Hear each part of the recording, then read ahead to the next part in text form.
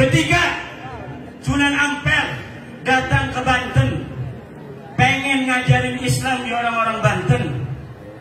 Kemudian Sunan Ampel kagak diterima orang-orang Banten. Kenapa? Karena dia bukan orang Banten. Sunan Gunung Jati ngejar Sunan Ampel, pengen berguru kepada Sunan Ampel di atas gunung apa namanya yang ada di Banten itu, Gunung Santri. Sunan Ampel di Gunung Santri ngajarin santri. Orang-orang nggak ada yang mau masuk Islam. Sunan Gunung Jati mendengar Sunan Ampel ada di Banten, dia kejar dari Cirebon. Ternyata Sunan Ampel sudah pulang ke Surabaya. Akhirnya Sunan Gunung Jati kejar ke Surabaya, mondok di Surabaya, lalu belajar agama Sunan Gunung Jati pada Sunan Ampel. Ketika Sunan Ampel dengan susah payah menyebarkan agama Islam di Banten, ente dan keluarga ente ada di mana?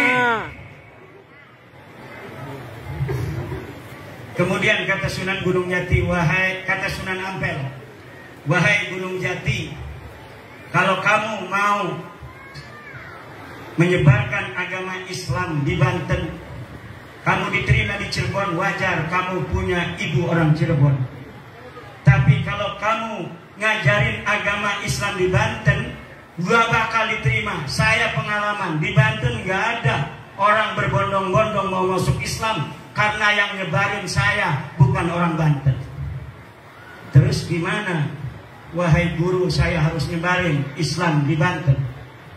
Ente wirid hijib maghrobi, cewek cantik orang Banten, ambil jadikan istri. Akhirnya ada cewek cantiknya di kaum Banten.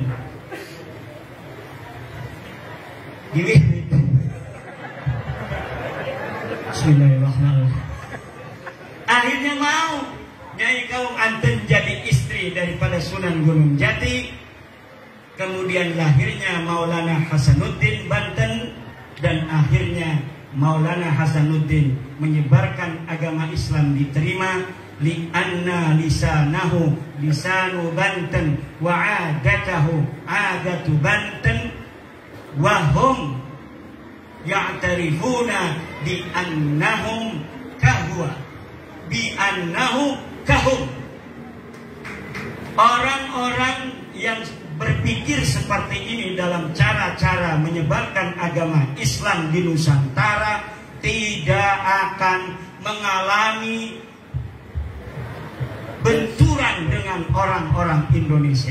Dan hampir seluruh para wali-wali yang ada di Indonesia, min Aceh ila Lampung, wa min Merak ila Banyuwangi, wa min Bali ila NTT, wa min Maluku ila Papua, ada cara-cara pernikahan yang ditempuh untuk menyebarkan agama Islam.